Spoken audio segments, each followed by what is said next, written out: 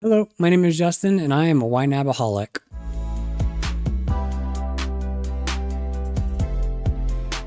If you're new here, like I said, my name is Justin. Thank you for stopping by. What you're looking at, and let me get out of the way. What you're looking at is a software called YNAB, stands for You Need a Budget. It is the budgeting system that I use to budget my finances, allocate my funds, track my spending, analyze the trends over time, and just overall make sure that I'm moving in the direction that I want to move in. As you can see, I don't have any money to assign.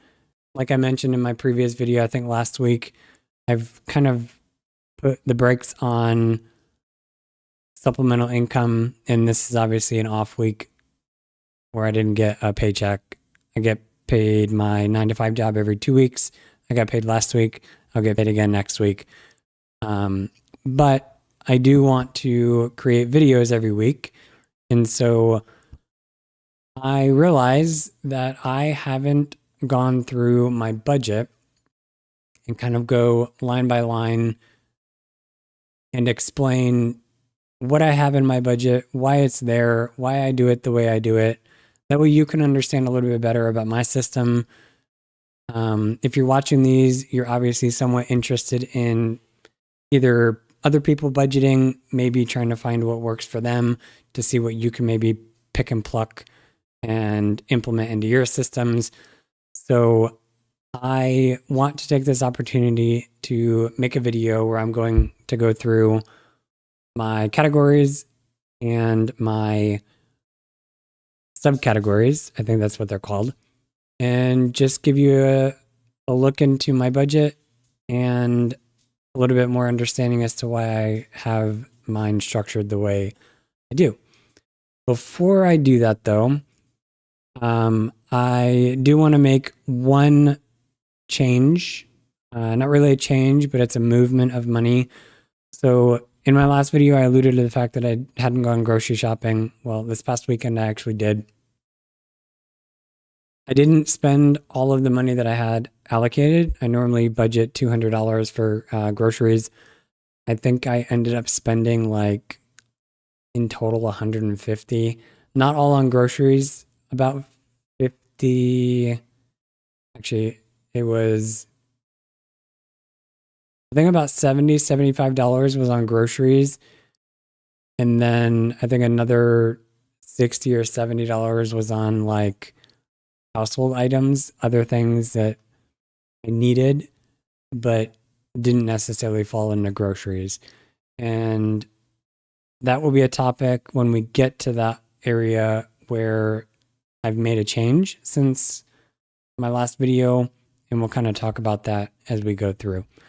So because I didn't spend as much on groceries, I have a balance in this account, and you can see over here on the left, I have a balance of $41.59.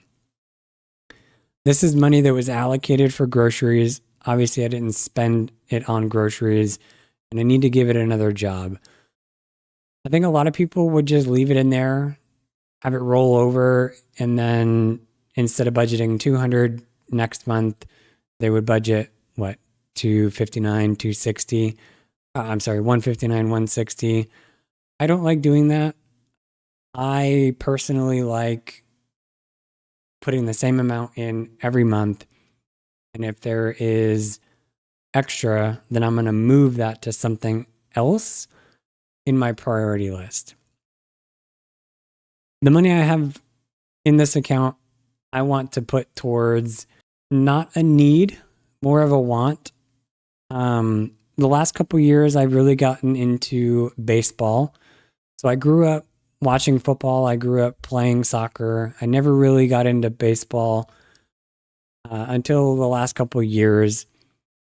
And because of that, I last year had the MLB program, or I think it's called MLB TV, where it gives you access to all of the games that are being played that aren't blacked out. I also have the Diamondbacks TV, which is local to Arizona in this region. It also gives me the ability to watch all of the out of market Arizona Diamondback games.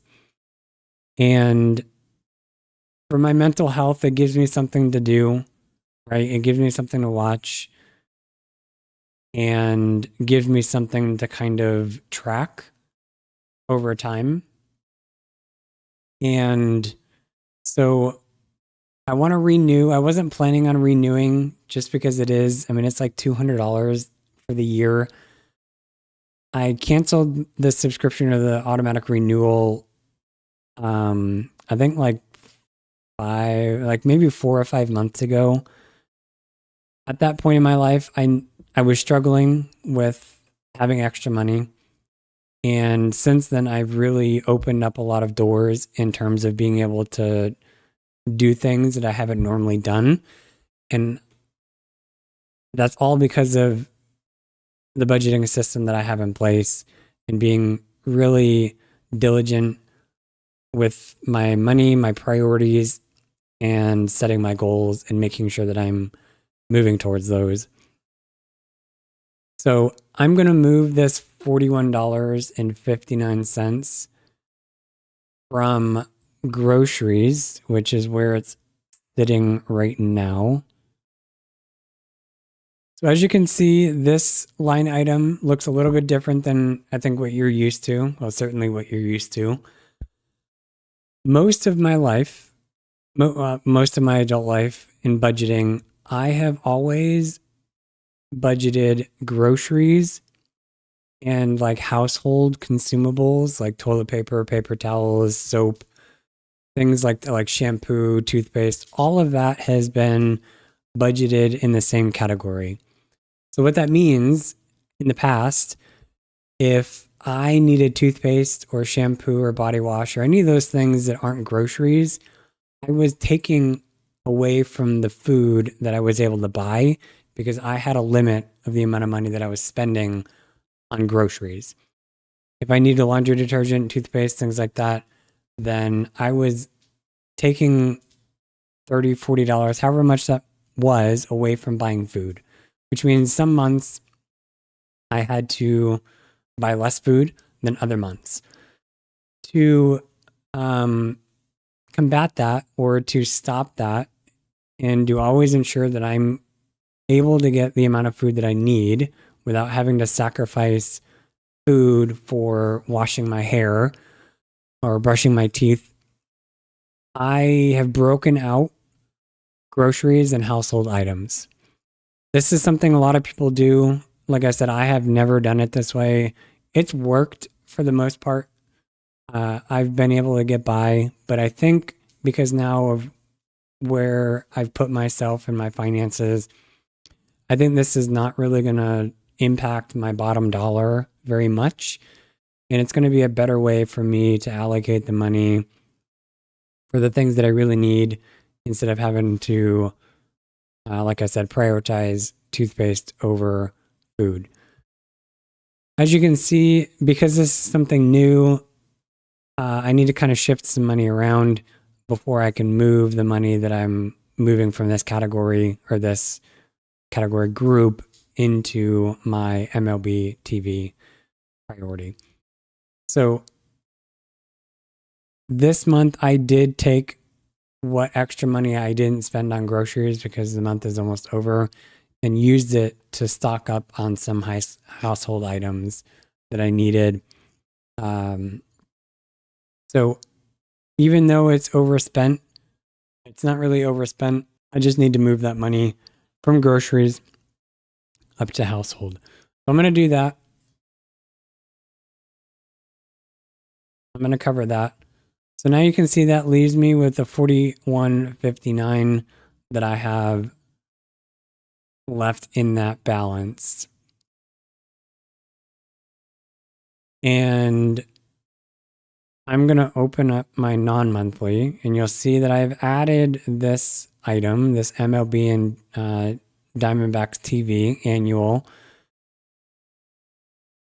for $199.99. So like I said, $200 for the year, which, I mean, in the grand scheme of things, is not that expensive. I mean, NFL package, I think, is way more than that.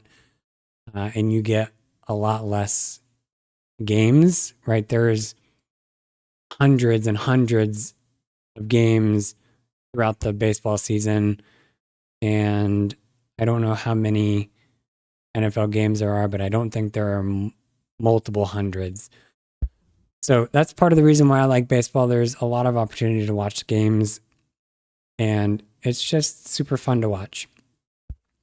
So I'm going to move this money because I want to start banking up money to pay that subscription on March 1st.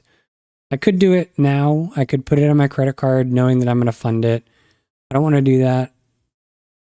I also don't want to pay for it in February because technically my 2024 subscription is paid through the end of February, and I don't want to double pay for a period of time. So I'm going to wait until March 1st. By March 1st, I plan to have $199.99 available so that I can make that payment. So I'm going to move that $41.59 down to this MLB item. And then the additional $158 I will budget. So I'm certainly going to budget what's left from my paycheck next week. If I do decide to do any supplemental income stuff this week or prior to the start of March, then I will prioritize those funds to go towards this. I also have about $50 left in discretionary. I might decide to move that $47 into this and then have $100 and just have like $50 or $60 left. So there's a lot of options for me to get this funded. Bottom line, it will be funded by March 1st. I will make that payment on March 1st. And I will eagerly await opening day in a couple weeks. Actually, I think it's like a month away from the time I'm filming this. So I'm happy with that move. And that means I need to snooze this target so it doesn't scream at me. With that said, I'm going to continue budgeting $200 for groceries, but I'm also going to budget $100 a month for household items. $100 is a round number. Seems a bit much. I don't really buy a lot of these things monthly, so I might drop that down to like $50 or $25. I buy big shampoos and toothpaste and things like that, and I buy a bunch of toilet paper all at once, and so I can go a couple months without having to purchase any consumables like this. So, and I really don't want to have hundreds of dollars sitting in that account that could be working for me in other ways. So I might drop that down to 50. I might leave it 100 and cap how much I have in that account at like $250 or, $300 and just have it as a sinking fund. So yeah, it's still up in the air as to how I'm going to treat that. So that is the only thing that I wanted to move in this video. The rest of the time on this video, I want to go through my budget structure and kind of give you a window into my OCD finances. So right off the bat, you can see I have a lot of accounts, probably more than you're used to seeing. Most people will have a checking account, a savings account, and maybe a couple credit cards. Some people might have a couple savings accounts because they have a high yield savings account and maybe an emergency fund or something like that. I have, and this is not all of my accounts that I have. This is maybe 3/4 of the accounts that I have. But in total, I have about 18 to 20 accounts, I think. all with specific purposes for that money in that account.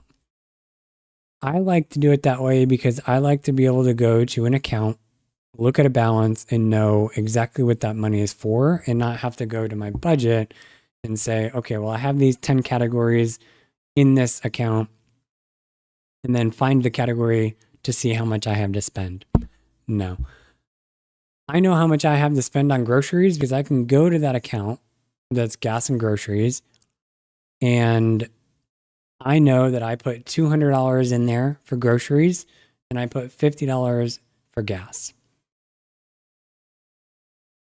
I can go to my utilities, right? I have a dedicated utilities account, and I know that every dollar in that account is for power. So if I look at my bill and I look at that account and I say, I have enough money to cover it, I'm good. If there's not, then I know that I need to move money. So this is my way. Having all of these accounts keeps me organized. Very OCD of me, I know, but it works for me.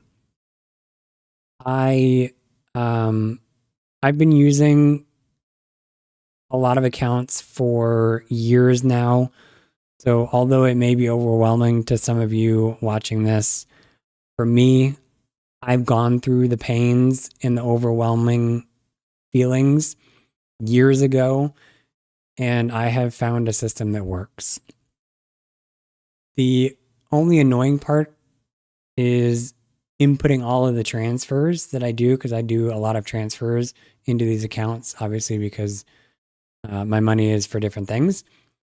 But the way YNAB allows you to enter in transactions and then it kind of links it up after when it imports, makes it super easy.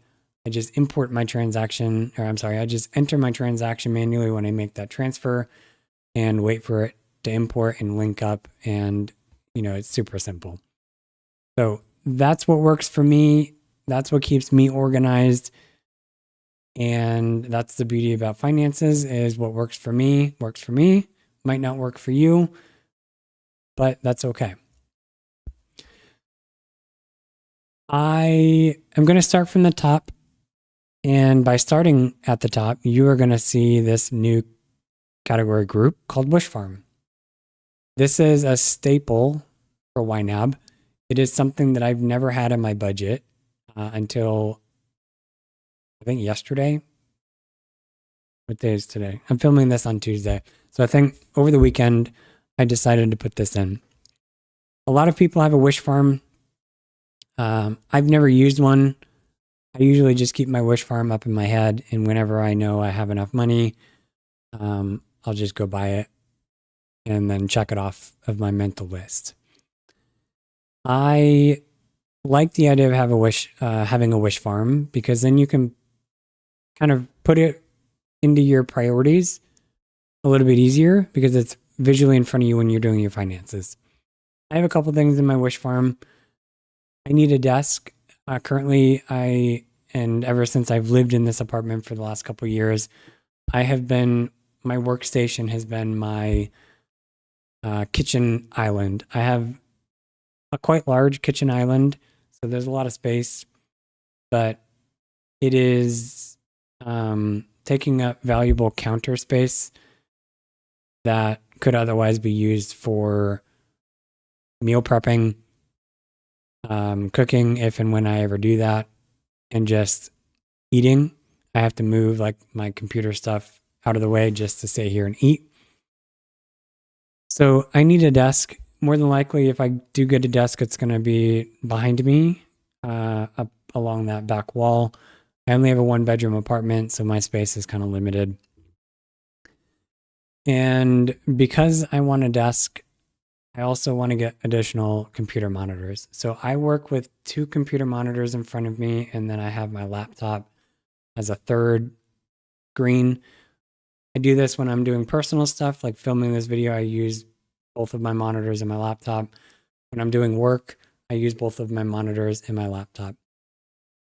Because I only have one dedicated station for both filming these videos, operating my regular laptop, and doing my work, I have to swap out my laptop for my work laptop anytime I want to do work, which can get kind of annoying because I'm having to unplug a bunch of things, having to plug things in, reformat my computer monitors because sometimes it doesn't save the format of everything. It's just overall annoying.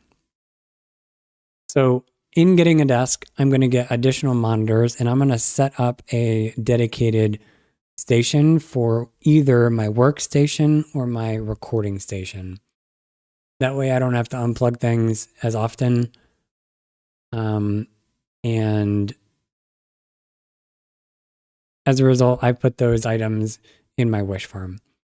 I might come up with other things that I wish I had and I'll throw them in there. I don't know when I'm going to start budgeting for these things. You know, I've been wanting a desk here ever since I moved in. The computer monitors has been maybe like a 6-month or a year long thing that I've wanted. I've just never had the money to do it. So I'm going to start utilizing Wish Farm just like everybody else. I have this can't assign funds. Basically what this is holding for money that is in an account somewhere that's not allocated for something in my budget. So the things that I use this area for are my supplemental income to track it separately from regular income.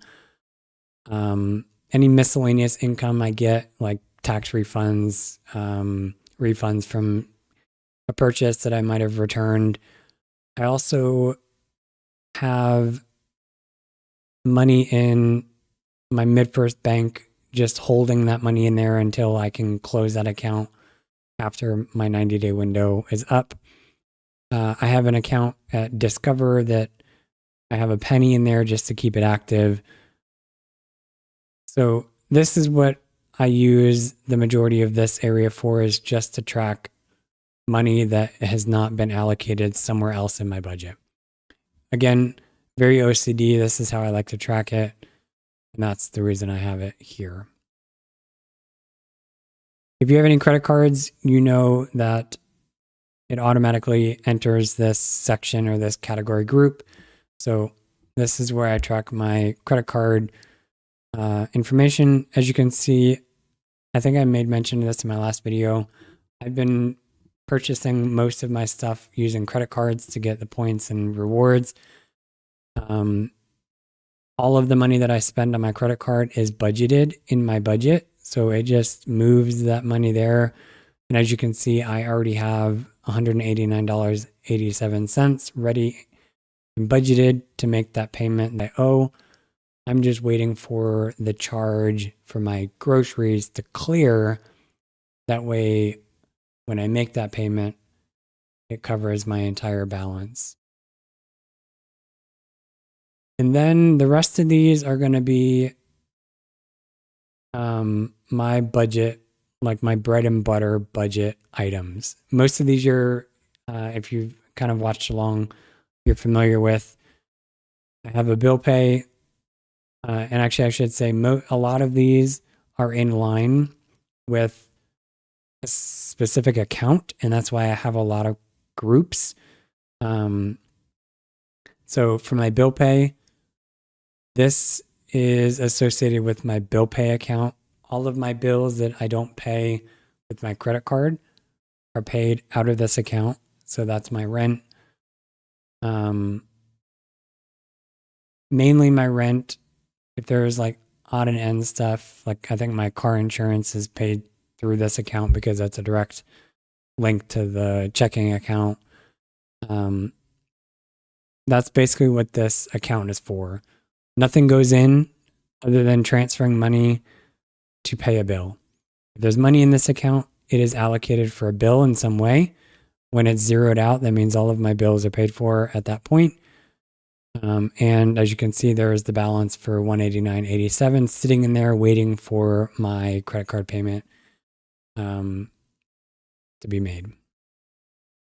But in here, I have all of my regular routine monthly bills, rent, storage unit. So I have a storage unit in Oregon.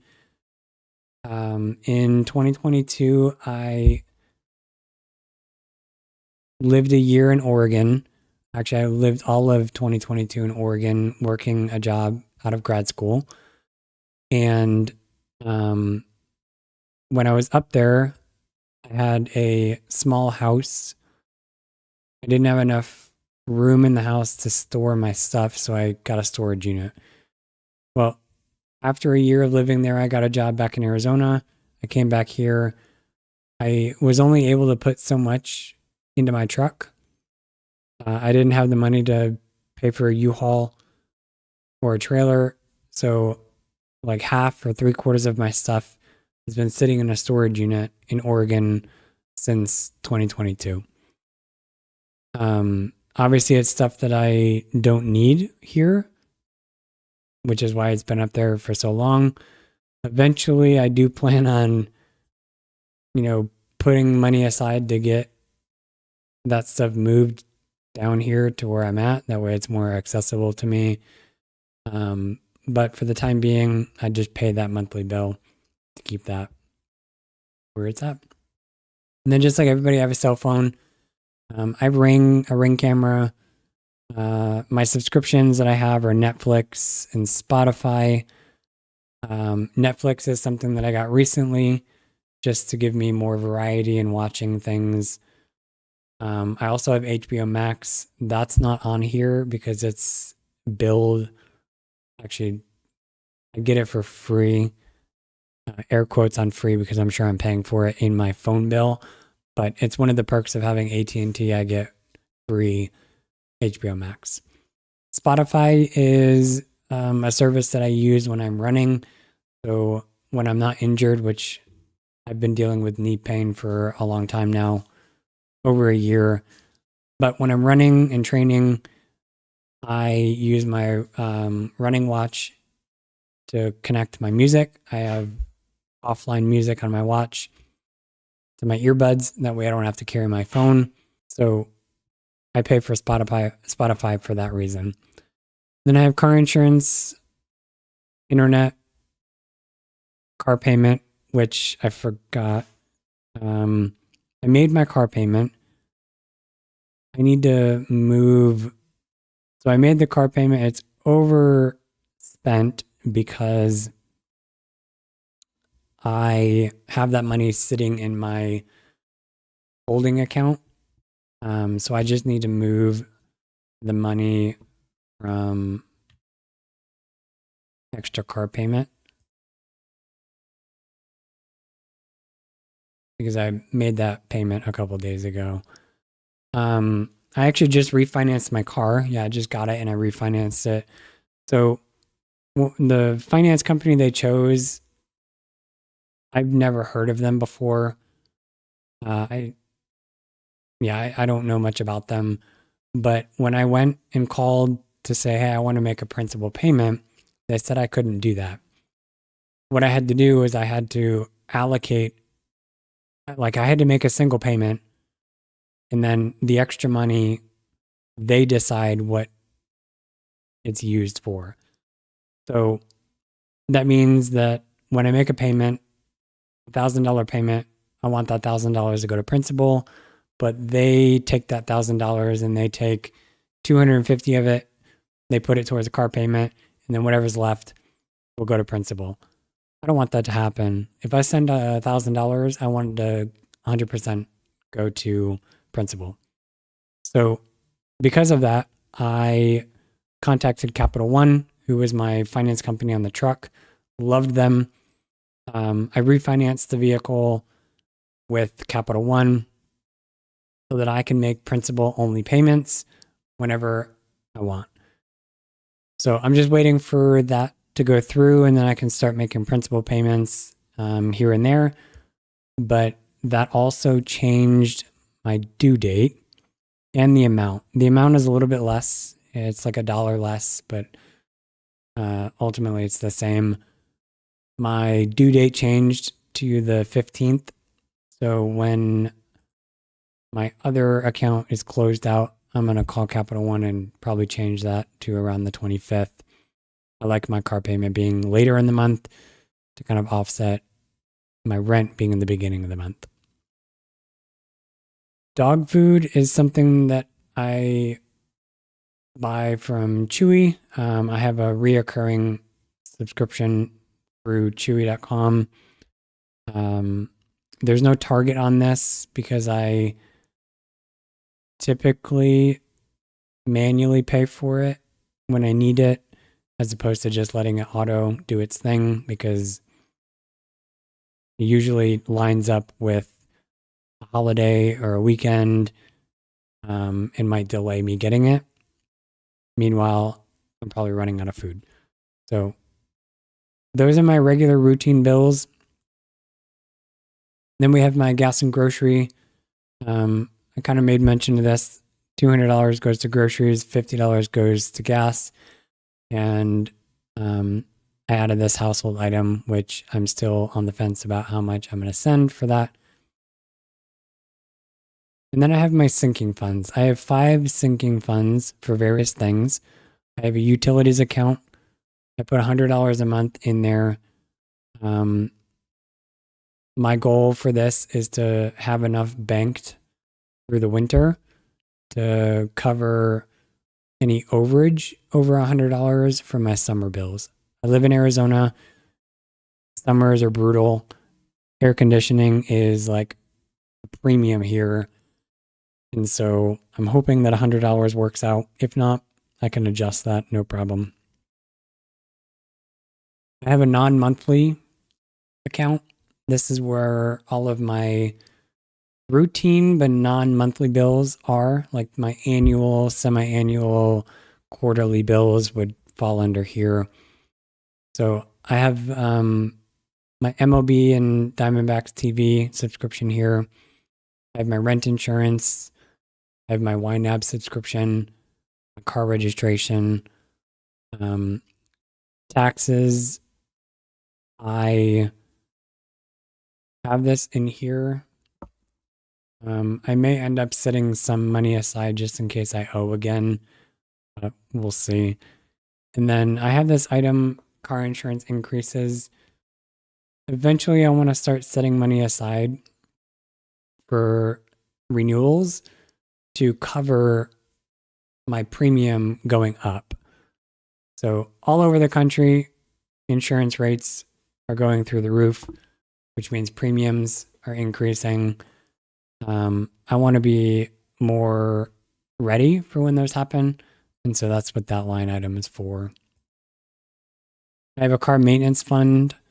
Most of the cars I've owned, certainly in the last decade or so, have been like new or newer cars.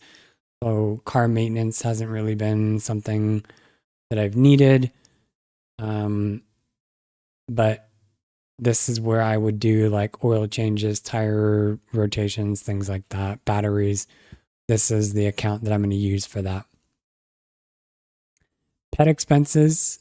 Pet expenses is anything that is not food related. So treats are in here, boarding and grooming and vet, things that are not routine, out of the ordinary, but definitely separated from food. These are things that are going to be in this account.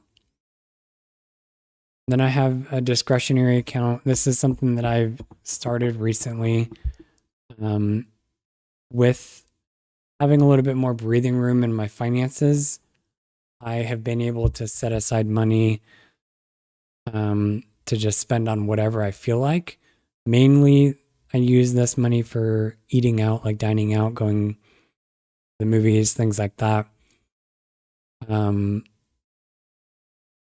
But since implementing this, I have noticed a dramatic shift in my mental health, being happier, right? Up until recently, I have viewed dining out or going to the movies as a sin, meaning I shouldn't be doing it because it's a waste of money.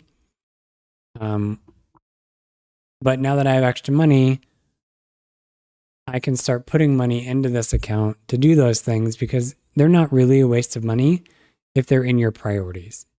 And by having a discretionary fund, I am putting them back into my priorities, which makes me happy. Then I have an account for my emergency fund. this is a separate account at Discover. I have an HSA account with Fidelity. I think I made mention to this last week. I have the account. I can't contribute to it because of IRS rules and regulations.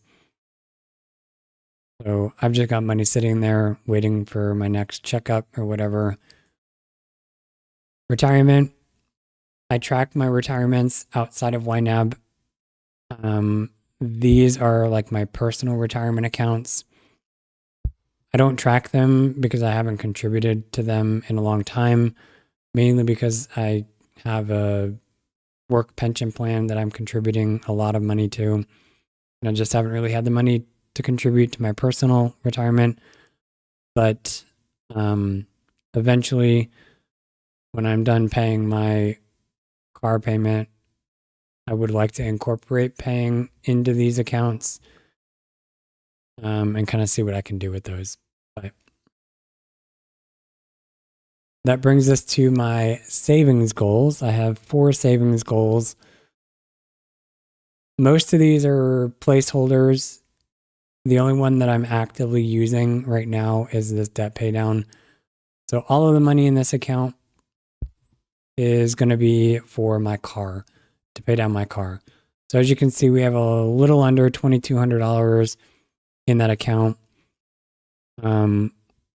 My plan, I think, is once my refinance is completely finalized, I'm going to make a $1,000 principal payment to kind of kickstart my principal payments, and then go from there. But yeah, every extra dollar I have is basically going towards this goal. This is my main goal. I want to have this car paid off definitely this year, before the end of the year of 2025. But my pie in the sky goal is to have this car paid off before August, which I think I can do if I start really putting my focus on supplemental income. I think I'll be fine. And then I just have this miscellaneous category.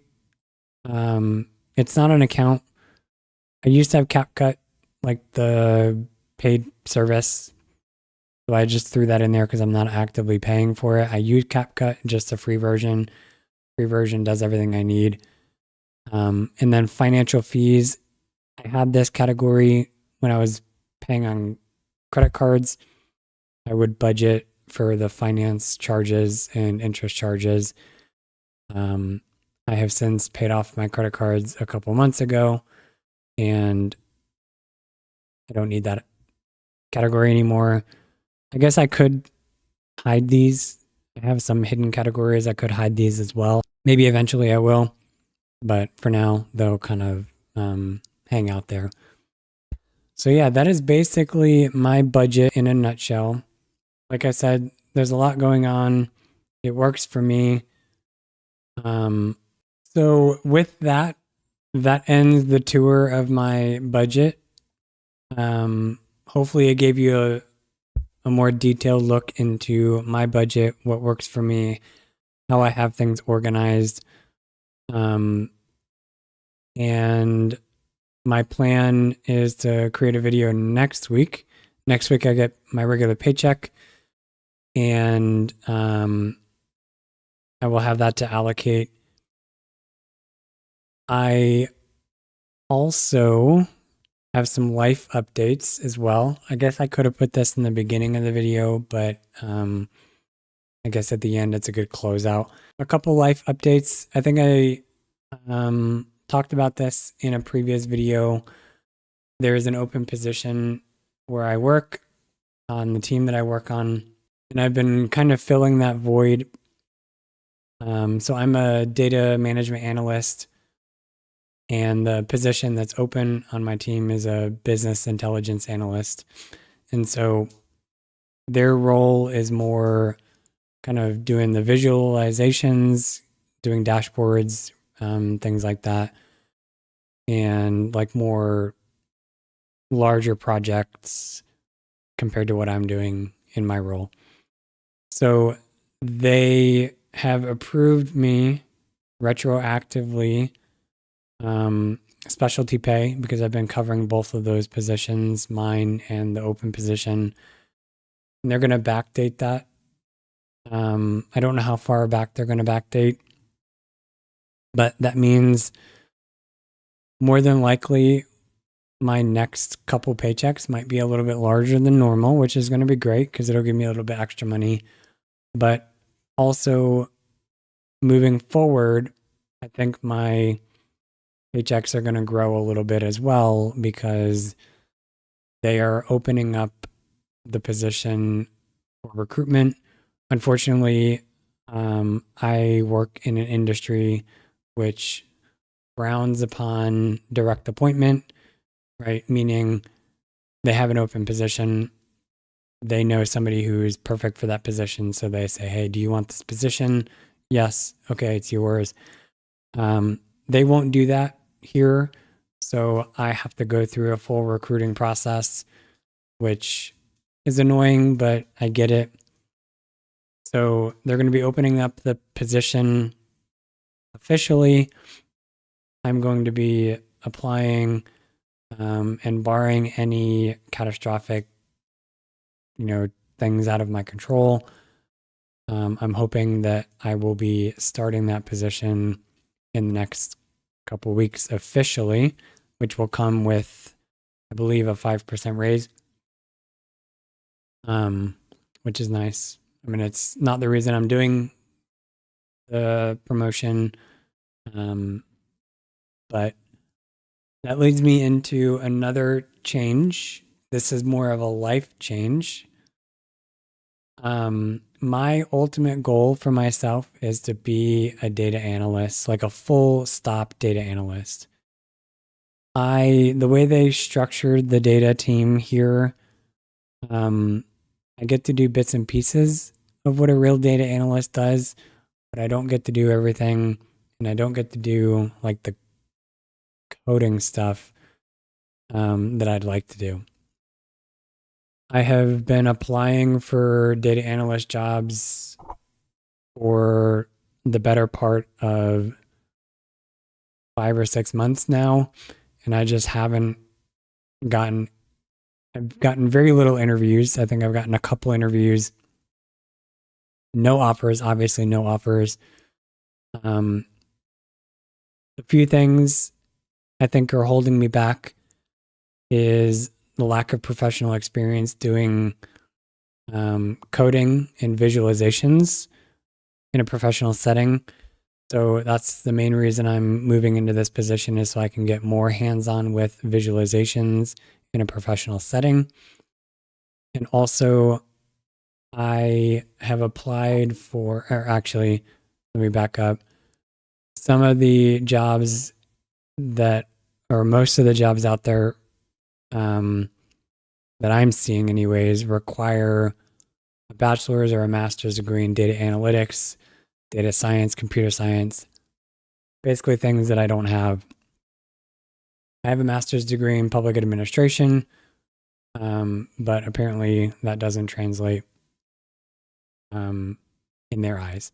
So I have applied for a master's program, an online master's program for data analytics. Fortunately, it won't impact my budget. Well, actually, it won't negatively impact my budget. It'll be a positive for my budget. And the reason why is because many, many years ago, many, many moons ago, I put my time in the military. And when I got out, I got obviously education benefits.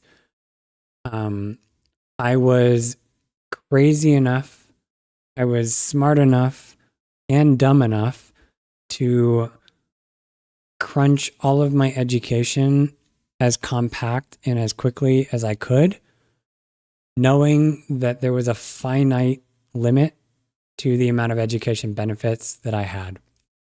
So for those who aren't familiar, you as a veteran, as an honorably discharged veteran, get 3 years of education benefits, 36 months of education benefit. Most people use that to get a bachelor's degree, and then might have to pay a little bit because it doesn't quite cover a full 4-year.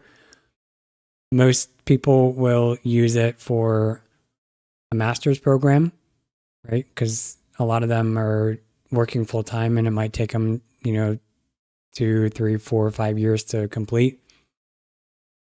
I, on the other hand, have used my education benefits for my bachelor's degree, my master's degree, and I still have some left over. I got my bachelor's degree in 1.5 years, and I got my master's degree in 3 semesters, or basically a year. So of the 3 years, I've used 2.5 years, which means I have about 6 months, and actually I have 7 months left on my regular, like my benefits. The program that I applied to, it says you can complete it in 10 months. The way they do the benefit is they only use the time that you're in school. So between semesters doesn't count. So I've calculated it out that for me to get my master's degree, the second master's degree in data analytics, I can complete it in 5 7-week terms, taking 2 classes at a time. And 4 of those 5 terms will be paid for using the GI Bill or my education benefits. The kicker is one of the benefits that you get using your veteran benefits for education is you get a monthly, they call it a monthly housing stipend. What I plan on doing is using that monthly stipend to save up so that I can pay that last tuition, the last term of tuition, and not have to do it out of pocket. So I think between March, when classes start, and October, when my my education benefits run out, I will get, I think they say like $1,000 or $1,100 a month. And I'm just going to use that money to pay the tuition for that final term. And that way it doesn't come out of my pocket, and all of my education is paid for through the education benefits. At that point, I won't have any time left, which is exactly what I'm hoping for. I think this is going to be my last degree. Certainly, it will help me get a better foot in the door because most of the jobs require a master's degree. I'm just not lucky enough to get the job that doesn't require education, and so here I am. So those are the changes that are coming up. So if you start to see that I have like $1,000 extra in my budget, that's where it's coming from, and that's the reason I'm getting that money. So with that, I'm going to end this video. It's a little bit long, but I covered everything I wanted to cover, and look out for my video next week where I allocate my 9 to 5 paycheck. We'll see you then.